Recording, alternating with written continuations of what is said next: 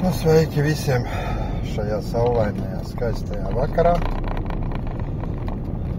Biju līdz ķieveles avotiem atskrējis pēc ūdeņiem. Bet ne par ūdeni šoreiz stāsts. Pēcjāņu nedēļa aizvadīta, ļoti traģiska. Uz Liepājas šoseis, zinām, jā, tur burtis 2 dienu laikā vesela kaudze, kas aizgājuši. Pēc tam vēl Ventspils šosei, kur 3 fūras savā starpā nesadalījās. Un vēl viens aizgāja. Un vēl vesela rinda citu avāriju. Protams, karstas dienas vienmēr izraisa paaugstinātu avāriju risku, tādēļ, kad karstums bišķi nomūks, smadzenes negrib tā strādāt, un rezultātā pofīgi ir kondicionieris, nav kondicionieris. Pa visu kondicionieru mašīnā tāpatās plus 30. Nu, rezultātā ir tā kā ir. Žēl, protams, visus bojā gājušos. Neiešu iztiesā iemeslus kādēļ tādēļ, kad, ir grūti pateikt un minēt kaut kādas versijas, tas ir ļoti muļķīgi. Ja tu sēdēsi tajā mašīnā, tad tu zini, kādēļ tā notika. Ja tu tur neesi bijis, tu vari tikai minēt. Un nevienam no tā labāk nepaliks.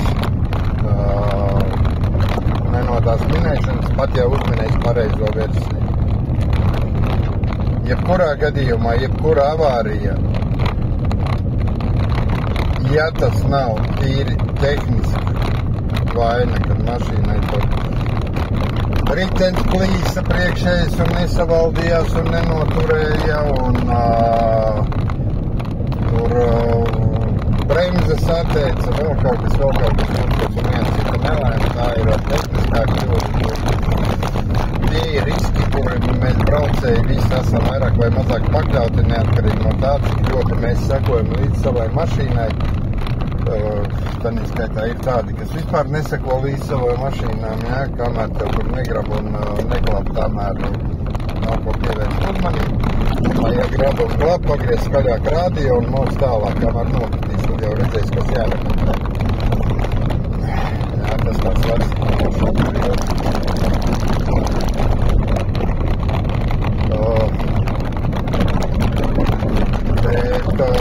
Visā pārējā, jebkura avārija, tas ir cilvēciskais faktors, kas, kura dēļ ir notikusi avārija, kura dēļ mēs tur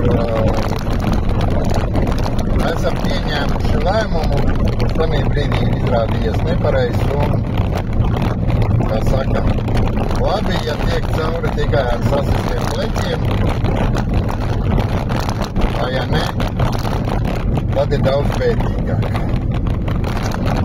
Man autovadītājs stāsts ir, var teikt tā, oficiālais no 86. gada pagājušā gadsimta. Nobraucis, es nezinu, es tur neskaitu tos tos kilometrus. Kurš viņš var saskaitīt? Es strādāju smagās mašīnās. Esmu braucis ar vieglo gan autodarbinieks, savu mašīnu, lielāko dzīves daļu apceļot savā laikā, tad, kad es liku tiesības, padomu laiku, tad nesen dzirdēju tādu faktu, ka padomu laiku tiesības varēja dabūt jebkurš pietika instruktoru aizvest uz restorānu vai vēl kaut kur un kārtībā tiesības tev ir rokā. Man tāds instruktors nedrāpījās. Es pateikšu godīgi, gadu bija jāmācās gan teorija, gan praktiskā braukšana. Praktiskajā braukšanā poligonā neatkarīgi no tā māki tu braukt vai nemāki braukt. Ja tā ņem pirmo reizi man pie stūras piesēdināja, ka man bija 5 gadi, ka pēc pedāļiem netika tikai stūri bija, kur stūrēju. vecumā es pirmo mašīnu sadauzīju. Ne stipri vienkārši iebraucu grāvī. Nenovaldīju, ja? Tā bija 21. Volga. Iebraucu grāvī, viņš samīcības pāri. Tā maza lietiņa, nu, tur tie bleķi tādi, ka tur, ja būtu ar mūsdienu autiņu iebraucis, tad tur, nezinu, lopatas, bet, nu, ar 21. Volgu varēja braukt. Tas tā. Ne? Tā kā braukt es mācēju arī tad, kad es mācījos, kā braukt iesīties. Bet man bija gandrīz, nu, ne gads, ne 12 mēneši, ne 9 mēneši, mācīja gads iet. Jā, bija jāmācās teorija, praktiskā braukšana, poligonā vismaz kādas stundas kopumā. 6 bija jānobrauc, visas figūras augšā, lejā, eksplikātas, atpakaļ gaitas, atgriešanās, kā tas viss ar smago mašīnu vēl 33. gazonu. Jā, stūris pastiprinātāja dikt, ātrumi bez sinhronizācijas caur dubulto izspiešanu pedāļa. Tie, kas ir riktīgi šoferi, tie sapratīs, par ko iet runa. Tā tālāk. Un tad vēl, kad bija eksāmens, bija mums tāds autoinspekcijas pieņēmējs. Neatceros viņā vairāk populāri. Tomēr centrs bija. Pie viņā pirmo reizi tu varēji būt ideāls braucējs. Bet ar pirmo reizi tu nekad nebūtu. Sliktākajā gadījumā, ja tu neizdarīji nekādu tur to saucamo pārkāpumu vai vēl kaut ko, tad viņš vienkārši konstatēja, jo tu uz ceļa nejūties droši. Un viss. Tādēļ nāc vēlreiz eksāmeni. Jā, mums nevajadzēja maksāt par to eksāmeni. Bet tā bija tāda mācība. Otrajā reizē mums nebija iestudētā maršruta, kuru varēja tās reizes izbraukt un zināt no galvas, tur visas dzīves tā tālāk. Tā kā es liku, tad mēs braucām instruktors, te pagriezies pa kreisi, te pa labi, šitad stājies. Un ja tu neesi pastījies zīmes vai neesi sapratis kaut ko, tad tu rāš un apstājies ar zīmi, apstājies. Un ienāciet nākamreiz, jā, vai šitad pagriezies pa labi. Kops pa labi. Un tur es liku, tur vairāk tādi interesanti krustojumi un visu varēja izbraukt. Nu, ja tu nepiedomāji, tad čau tev nebija nokārtojums. Bet, nu, tā ir cits ar otro reizi. Viss kārtībā. Nokārtoja tiesības, sākās man auto vadītāja dzīve. Tā vairāk vai mazāk. Par to, kā es esmu braucis, nav runa.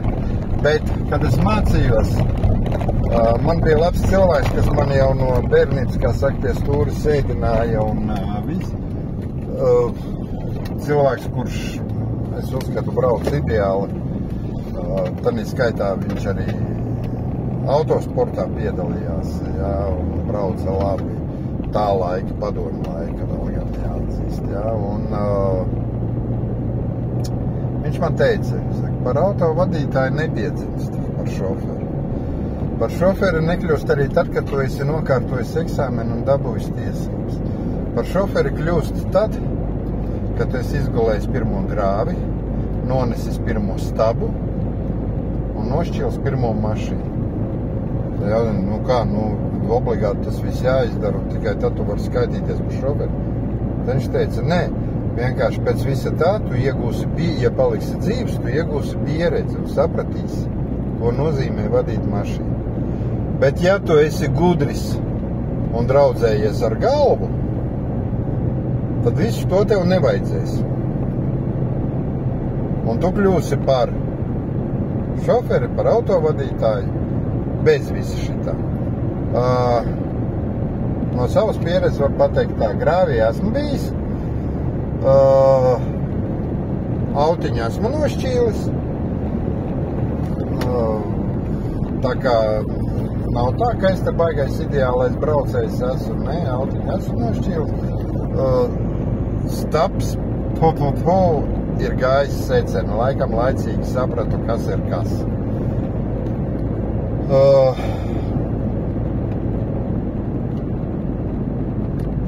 Tāda ir šī braukšana. Tagad mums ir 2 mēnešu kursi. Cik tur bija minimālās tās 5 stundas braukšanas stundas nodarbības. Nokārtēja eksāmenu, saņēma tiesības. Eksāmenā izbrauci pa iestudēto maršrutu. Nokārtoja, viens otrs to izdara pat pie šādiem brīnumiem izdara 30. reizi tikai. Nauda ir, maksā. Kārtībā. Tiesības saņemt tiesības. Visi es esmu ceļa karalis. Es te visi paiet malā. Un tad tieši šādi te, kuriem šī te vadīšana, kad viens bija komentāros, kur es lasīju, bija uzrakstījis, es māku paralēlo parkošanos, kontrolēto sanslīdi. Jā, tāds 20-gadīgs gurķis, jā, un viņš ar tādu patosu to visu tur stāsta savos komentāros. Skaties uz viņu, nožēloju. Puisi, tu vēl vispār nesaproti, ko nozīmē braukt ar mašīnu. Jā, kā man kādreiz teica, vēl 90. Jā, kad man bija darba vajadzības, man prasīja datorziņas, jā, perfekti. Tad teica, zini, to, ka tu māki uz klaviatūras kaut kādus podziņus spiest un izslēgt datoru, to nenozīmē, ka tu pārzini datoru, jā. Tieši tāpatās ir ar mašīnu, ja tu zini, kur atrodas stūre un daudz maz māki nesajaukt pedāļus, vēl nenozīmē, ka tu māki braukt. Tad ir nākošie. Es nerunāšu par tiem, kuriem mūžīgi ceļi vainīgi, tur apzīmējumi nepareizi, vēl kaut kas. Par tiem es vispār nerunāju, es brīnos, kā viņi vispār tiesības dabūjuši. Tad ir otrā kategorija, kuriem vainīgi ir viss apkārtēji. Viņš tur velkās, dēļ viņa tad notiek avārijas. Velkās, tas nozīmē ko? Jābrauc 90, viņš brauc 75. Es kādreiz, teiksim tā, jau jaunībā, es pats biju instruktors. Par instruktoru strādā. Un, mums kā instruktoriem ir tāda interesanta, kā lai to saka, tāda fiška, jā, ka tagad tu māci, lai kursants labāk iemācītos. Tu viņu ķer uz visādiem fikusiem, tur, teiksim, pēc principa, brauc, kāda zīme bija? Viņš tur ieķēries stūrē, baigs. Kas pa zīmi, viņš pat nezina, jā, tad stājies malā, kā pārā, skrien atpakaļ. Pasties, kas tā pa zīmi. Nāc atpakaļ, pateic, kas pa zīmi, visu ok, braucam tālāk, jā, un tā tur, visādi tādi. Un viens no tādiem, ko es tagad uzdodu jautājumu, es saku, kur ir rakstīts, ka jābrauc 90? Parādiet man to ceļu satiksmes noteikumu punktu, kurā ir minēts, ka jābrauc 90. Ziniet, ir bijuši tādi, kas grāmatu rokā un davai vai telefonu tur meklē ceļu satiksmes noteikumos. Un kāds ir viņu izbrīns, izrādās, ka nav tāda punkta, kur ir teikts, ka ir jābrauc 90. Visi cenšas atrast, zīme, redzat, 90. Es saku, un ko tā zīme nozīmē? Tā zīme nozīmē, ka nedrīkst braukt ātrāk pa 90. Bet nekur nav teikts, ka nedrīkst braukt lēnāk pa 90. Jā, ceļu satiksmes noteikumos ir punkts par apzinātu satiksmes traucēšanu. Tā ir cita lieta. Bet, ja cilvēks brauc kaut kāda sava iemesla dēļ, iespējams, ka viņš ir atklājis kaut kādu tehnisku ķibeli savai mašīnai. Un viņš brauc 75, tur, kur šosei, kur ir atļautais maksimālais 90. Viņš piespiedies tuvāk labajai malai, bet viņš brauc, līdz mājām ir jātiek, kā tu savādāk tiksi, vai līdz kaut kurienai tur. Vai otra lieta ir, kad viņam nav tās pieredzes tik lielas, un viņam ir mazliet baila. Jā, kāds teiks, baila ir, sēdi mājā, nebrauc. Nu, būtu labi kādreiz, tad, kad jums dikti vajaga, kaut kāda iemesla dēļ jūs nevarētu braukt. Un tad pateikt, nu, nevari, sēdi mājās, bet man ļoti vajaga. Pofika tev ļoti vajaga. Tu nevari, tu taču nevari. Ja? Un nekur nav teikts. Tanī pašā laikā ceļu satiksmes noteikumos ir minēts, ka auto vadītājiem ir jāizvērtē braukšanas apstākļi un jāizvēlās braukšanas apstākļiem un nepieciešamībai atbilstošs ātrums. Nevis otrs. Pie mums ir 90. Es pa to pašu nelaimīgo Liepājas šosei, cik es daudz braukāju. Man vienkārši sen mājas uz Rīgu jābrauc, es regulāri pa šo šosei braucu. Tur šo pašnāvnieku idiotu ir, pilna šoseja. Un tie ir visi, kuri uzskata, ka jābrauc ir obligāti 90. Mazāk pa 90 nedrīkst. 110, 120, jā, viņi tur mizo. Es pats godīgi, es arī neesmu, tas pats godīgais, es arī, teiksim tā, 99 tur kruīziņš uzliek un pie sotaka tur mizo, ja. Tak viena rinda man iet garām, tur, kur ir slēgtais līkums ar nepārtraukto līniju pa vidu, man iet kā stāvošam garām.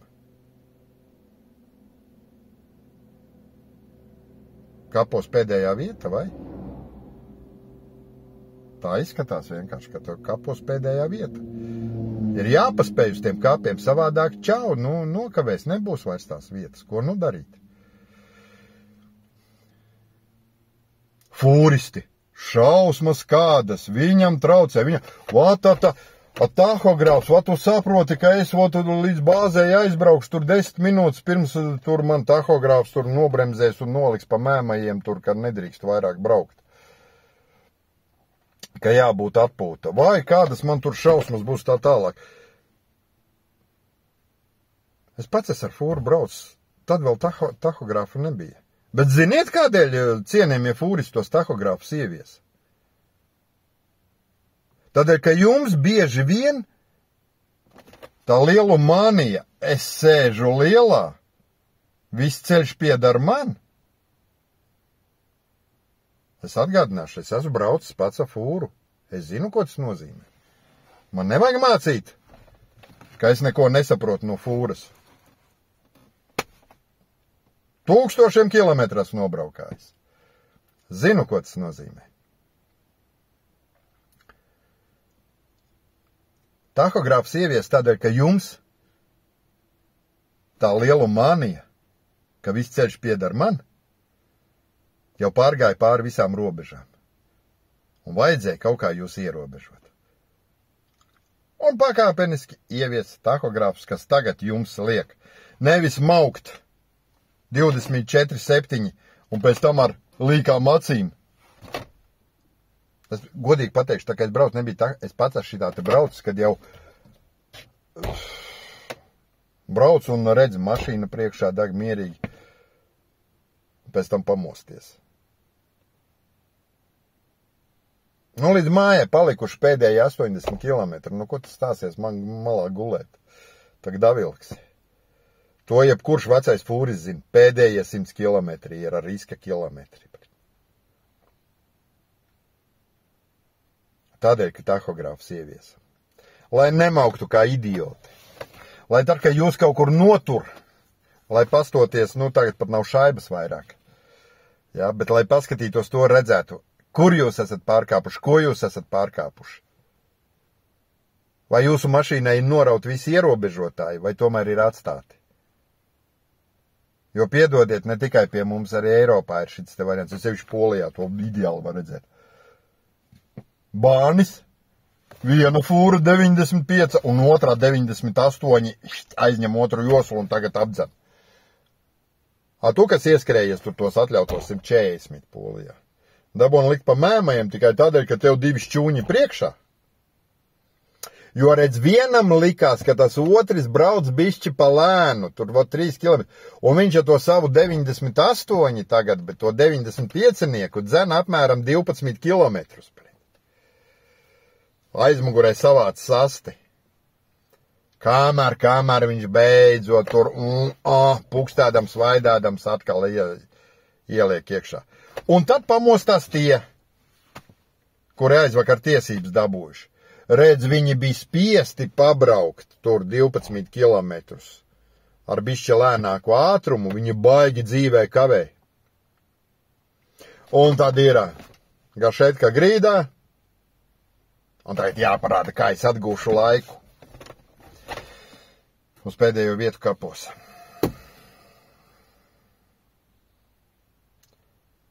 Tādēļ visi, kuri ļoti gudri cenšas atrast vainīgo kādā no šīm te traģiskajām avārijām, un ne tikai šī, kad ar vēl tām, kas būs, un tās, kas bijušas.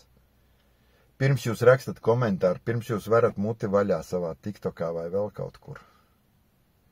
Nu, bišķi ieslēdziet loģisko prātu un padomājiet. Ne tev fūrist kaut kur ir jāsteidzās, diži. Tā līdz pēdējam, ka tev tur pisēts dzīve beigsies tūlīt, ja tu nepaspēsi tur. Vai vēl kaut kur.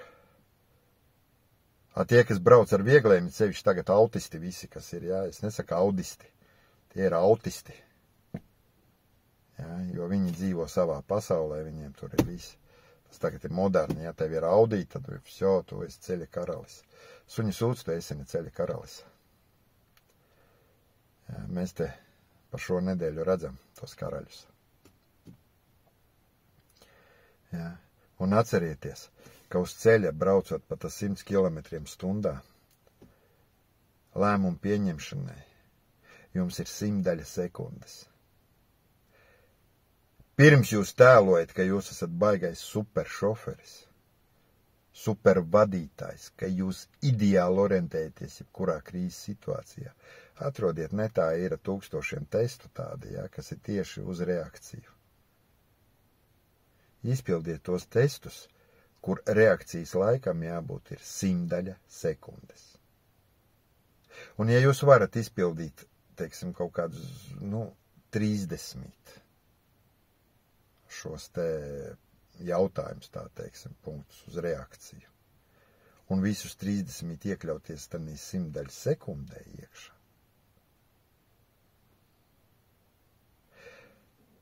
Tad plus mīnus jūs varat sākt teikt, ka uz ceļa jūs varēsiet orientēties, jo sēžot mājā, telefonā vai datorā tos testus pildīt ir viena lieta. Uz ceļa stresa situācijā tā 100 sekunde ir vēl īsāka. Pamēģiniet izpildīt šo te 100 sekundi. Pareizā lēmuma pieņemšanā. Un tad jau jūs varat teikt, ka jums ir ideāla lieta, ka jūs uz ceļa spēsiet jebkurā brīdī norientēties situācijā un neiekļūt avārijā. Dzīve pierāda. Un kā es teicu, es braucu no pagājušā gadsimta 86. gada, bet es nesaku, ka es esmu superbraucējs.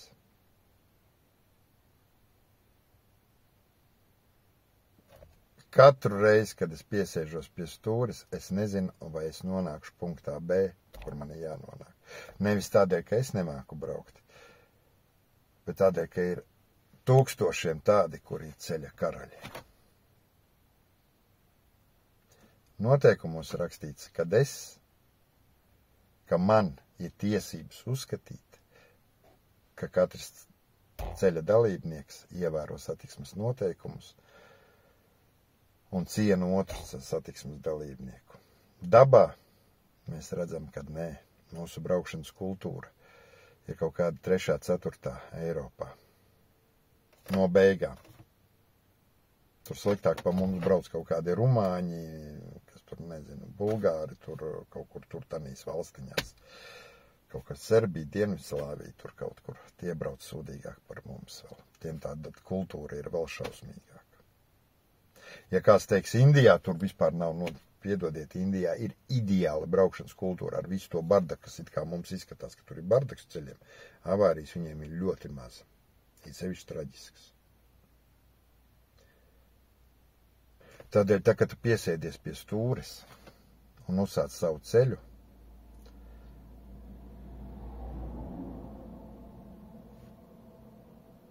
paņem kripatiņu cieņas pret to, kas brauc.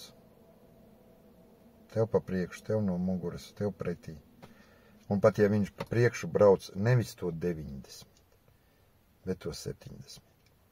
Nu, netiks uzreiz viņam garām apdzīšanai. Tici man, tava kapa vieta nebūs aizņemta. Pēc kilometra varēs viņu mierīgi, bez riska priekš citiem apdzīt. Brauc pie stūres, neblisinies telefonā savā. Tā ziņa, kas ir atnākusi, nav tik svarīga, lai dēļ viņas gulētu kapā iekšā. Pat, ja tu pazaudē €1 000 000, tie tikai €1 000 000 viņus var nopelnīt. Dzīvību vairs nevar atgūt. Tādēļ domājiet. Es zinu, ka te lielākā daļa tūlīt heiteri, tu uzsprāks un ar putām uz lūpām tā tālāk man pie kājas. Jā, dzīve jūs izmācīs. Tikai atcerieties, ka bieži vien tā būs pēdējā mācība, ko jūs savā dzīvē iegūsiet. Un pieredzi nevienam vairs nekad nenodosiet. Padomājiet, vai jums to vajag.